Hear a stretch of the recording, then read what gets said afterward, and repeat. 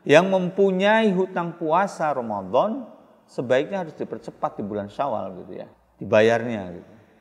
Jangan sampai kita dihukumi menjadi mengerjakan sesuatu yang haram karena mengakhirkan membayar.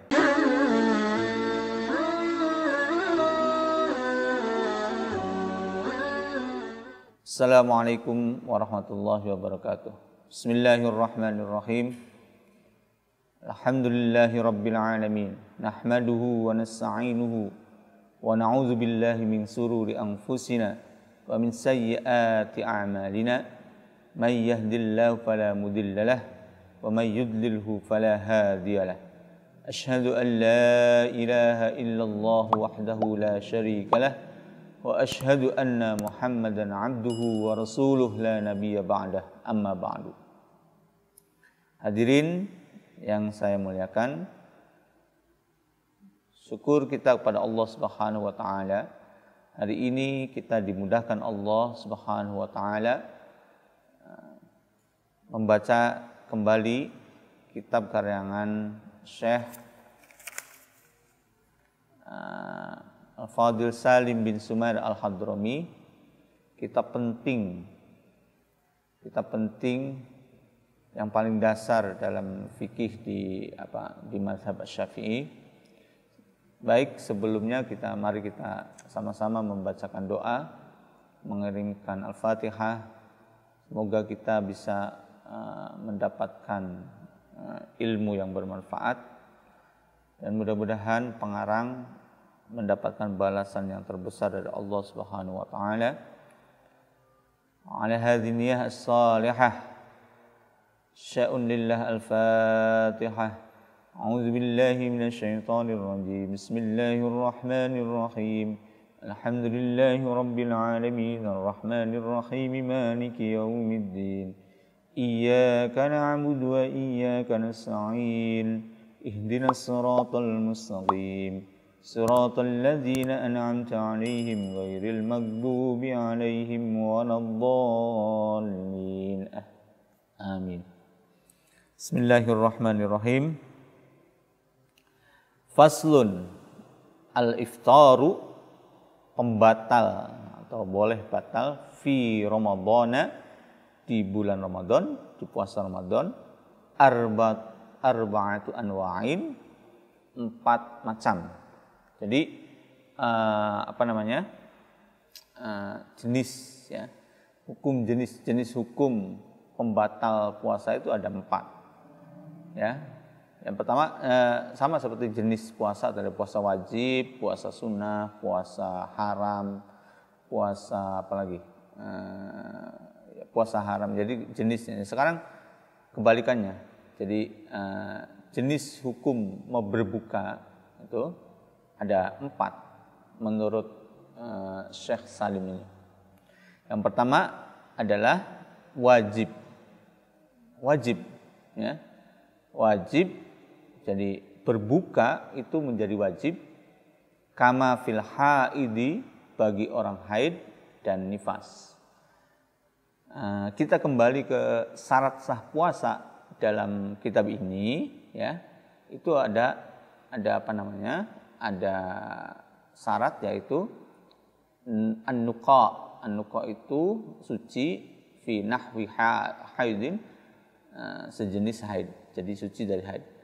Memang tidak ada secara logika memang tidak ada kaitan, ya. Apa kaitannya misalnya haid dengan puasa? Tidak ada kaitan, ya. Jadi di dalam ajaran Islam itu ada ta'abbudi dan ada ta'akkuli. Ta'abbudi itu kewajiban kita hanya mengimani dan melaksanakannya. Ta'akkuli ya syariat-syariat yang bisa dilogik. Saya sudah pertemuan-pertemuan sebelumnya kita telah membahas ya tentang ta'abbudi dan ta'akkuli ini. Nah, apa ada kaitannya antara orang yang suci dengan puasa? Sepertinya secara logik nggak ada kan. Memang kata Imam Syafi'i agak susah gitu ya, untuk jenis ini ya. Artinya haid terus mewajibkan berbuka gitu. Kaitan logiknya nggak ada. Ya kalau misalnya sholat gitu, salah sholat itu kan harus suci dari haid, hadas kecil dan hadas besar. Ya memang secara logika ada kaitannya, karena sholat kan butuh kebersihan gitu ya, bersih baik baik jasmani, baik badan, tempat, dan itu harus bersih gitu. Tempat, badan, dan pakaian itu harus bersih. Nah kalau yang dipakai itu kotor itu ya ada logiknya gitu. Jadi syarat sah sholat itu adalah bersih dari hadas kecil dan hadas besar. Itu ada ta'akulinya, ada landasan logikanya gitu. Tetapi haid ya di dalam terus kemudian dalam puasa kan sepertinya nggak ada kaitannya gitu. Jadi kembali lagi kalau kita harus tahu bahwa dalam ajaran Islam itu ada yang ta'abbudi dan ta'akuli ya. Contoh lain tentang biar kita lebih paham tentang ta'abbudi dan ta'akuli. Di zaman dulu itu kalau dalam musafir itu orang itu memakai memakai sepatu ya, sepatu. Gimana wudunya gitu? Gimana wudunya gitu? Sepatunya kan pakai talinya tuh luar biasa susah gitu ya untuk melepasnya. Nah, di dalam Islam itu hanya dalam syariat fikih itu hanya boleh gitu mengusap bagian atasnya. Nah, secara logik itu kan yang harus dibersihkan kan alas sepatunya itu ya. Tetapi di hadis Nabi itu hanya dilap bagian atasnya aja gitu ya. Sama seperti itu. Jadi kembali lagi kita harus hanya kalau syariat Islam yang menuntut kita kepada penghambaan kita ta'abbudi itu ya kita harus kerjakan apa yang diperintahkan itu ya. Kalau ta'akuli ya memang logik gitu. Memang logik ajaran Islam dengan kenyataannya gitu. Nah, makanya terus kemudian yang lagi viral ini minggu ini adalah di dalam Al-Quran itu kan nggak ada gitu katanya haid itu ya, syarat haid itu di dalam Al-Quran, syarat haid dalam puasa tuh nggak ada gitu. Jadi orang haid tuh boleh berpuasa. Ini yang saya singgung sebelumnya itu kembali kepada Al-Quran itu yaitu tadinya kembali kepada Al-Quran menjadi contoh yang negatif apabila tidak dibekali dengan pengetahuan yang banyak ya untuk menafsirkan Al-Quran dan hadis itu. Makanya sebagai perangkap. Jadi Anda sekalian ini jangan sampai terperangkap dengan jargon kembali kepada Al-Quran dan Sunnah. Akhirnya ya kejadian seperti tadi itu yang viral itu, jadi nggak apa-apa kok puasa walaupun haid gitu kan. Karena nggak ada landasan logiknya kok gitu kan. Ya. Nah itu akhirnya menjadi seperti itu gitu. Padahal hukum Islam itu bukan hanya Al-Quran dan hadis saja. Di situ ada Al-Quran yang pertama sebagai rujukan pertama gitu ya. Jadi semua harus merujuk ke Al-Quran. Terus kemudian hukumnya tidak ada, baru ke As-Sunnah. Nah, Sunnah itu bisa nanti Sunnah kan dibagi 3 ya. Ada qauli, ada fi'li, dan ada takriri, ada ikrar, ada penetapannya. Yang ketiga adalah ijma. Ijma itu adalah persetujuan sebagian besar ulama Islam gitu. Yang keempat adalah analogi, kias. Nah, ijma disebutkan al-ijma di situ ya. Ijma itu sekumpulan ulama itu sudah bersepakat bahwasanya haid itu adalah pembatal puasa sesuai dengan hadis Nabi yang diriwayatkan yang menceritakan bahwasanya Aisyah ketika itu sedang berduaan dengan Nabi dan berkisah gitu, wahai Nabi, aku ini sedang haid gitu. Ya sudah, kamu tidak berpuasa, kamu tidak harus mengkodok sholat, tapi kamu harus mengkodok puasanya gitu ya, begitu. Jadi ijma itu dilandasi dari hadis itu ya, hadis yang tadi, sehingga menjadikan haid itu menjadi pembatal puasa. Dan pengarang kitab ini malah disebut sebagai wajib gitu untuk berbuka gitu. Jadi kalau haid jam berapapun siang hari, ya itu sudah sudah menjadi kewajiban, makanya wajib ya. Wajib kamu harus berbuka hukumnya. Jadi hukum iftar di bulan Ramadan itu yang pertama adalah wajib ya bagi kama fil haidi, bagi orang-orang yang haid, wan nufasa, dan orang-orang yang nifas. Oke, clear ya. Yang kedua adalah wajaiz, boleh. Nah, ini berbuka puasa itu menjadi hukumnya jaiz, boleh dikerjakan, boleh tidak. Artinya kalau misalnya kamu ke Surabaya. Surabaya kan lebih dari 88 kilo. Ya, kamu naik pesawat ya. Kalau patokannya hanya jarak, walaupun naik pesawat ke Surabaya itu hanya 1,30 menit gitu ya, 1 jam 30 menit gitu ya. Kamu patokannya itu jarak Surabaya Jakarta itu sekitar 950 kilo, ya kamu status kamu tuh sudah jaiz, sudah boleh untuk tidak berpuasa. Tetapi kamu memilih berpuasa, ya boleh, gitu. Akhirnya boleh, jaiz ya. Wa jaizun kama fil musafir. Jaiz, hukumnya jaiz kama seperti fil musafir, orang-orang yang musafir, wal maridi, dan sakit. Ya, marid itu bisa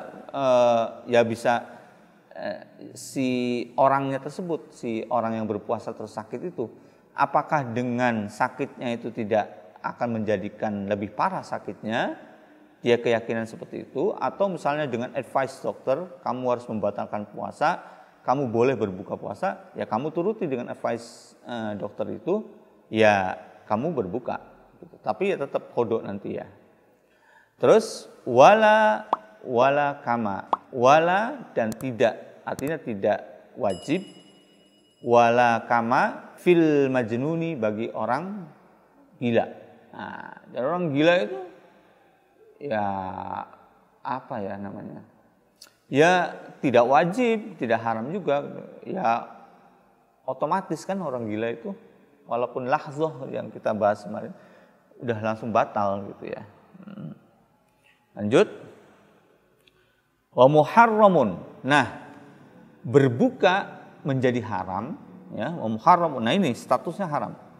Statusnya wa muharramun haram kaman, bagi orang seperti orang akhara, yang mengakhir-akhirkan qada Ramadan, membayar hutang puasa bulan Ramadan, ma'atamakkunihi, beserta keadaan dia itu memungkinkan untuk membayar hutang puasanya itu, karena mengakhirkan entar aja hatta dhaqal waktu, hatta sehingga dhaqa menjadi sempit, al waktu anhu baginya. Nah, misalnya nih ya, ada remaja putri, dia karena haid jadi wajib untuk berbuka 7 hari. Setelah Syawal dia mengakhirkan terus sampai sebulan lagi menjelang Ramadan tahun berikutnya. Nah, keadaan dia berbuka itu menjadi haram. Keadaan dia jadi hutang mengentar-entarkan itu menjadi haram. Karena mengakhirkan entar aja nanti ajalah ya. Jadi keadaan remaja putri itu yang mengakhir-akhirkan membayar qada puasa padahal dia mampu ya. Padahal dia mampu, dan keadaan dia itu misalnya mampu untuk berpuasa membayar qada tadi, itu menjadi haram. Tetapi misalnya remaja putri itu karena sesuatu hal ya, sepanjang tahun berikutnya itu dia itu sibuk terus itu ya, tidak memungkinkan untuk membayar puasa, ya dicari waktu lagi tahun berikutnya gitu. Tapi dengan konsekuensi dia harus qada dan dia harus membayar fidyah juga gitu, double jadinya. Nah, membayar qada dan membayar fidyah juga gitu ya. Oke. Jadi kita ulangi lagi, berbuka hukumnya itu wajib bagi orang yang haid dan nifas. Yang kedua adalah jaiz bagi orang musafir dan bagi orang yang sakit. Boleh, tidak haram, tidak wajib kodok gitu. Tidak haram, ya gila. Ya kalau gila permanen ya sudah, mau kewajiban untuk bayar gimana gitu kan. Kemudian haram. Nah, bagi haram itu bagi orang yang empat ini ya tadi keadaan itu. Ingat ya, orang yang mengentar-entarkan hutang itu menjadi berdosa, haram ya. Jadi haram jadi ada hadis Nabi, fadainullah ahaqqu ayyuqda. Hutang kepada Allah itu lebih berhak, lebih harus diutamakan ayyuqda untuk dibayar. Gitu. Jadi sebaiknya remaja-remaja putri atau ibu-ibu atau siapa saja ya yang ada di sini, yang hadir di sini dan para pemirsa yang mempunyai hutang puasa Ramadan, sebaiknya harus dipercepat di bulan Syawal gitu ya. Di bulan Syawal dibayarnya gitu. Jangan sampai kita dihukumi menjadi mengerjakan sesuatu yang haram karena mengakhirkan membayar hutang puasa itu gitu. Ingat fadainullah, hutang kepada Allah ahaqqu, lebih berhak ayyuqda untuk cepat dibayar.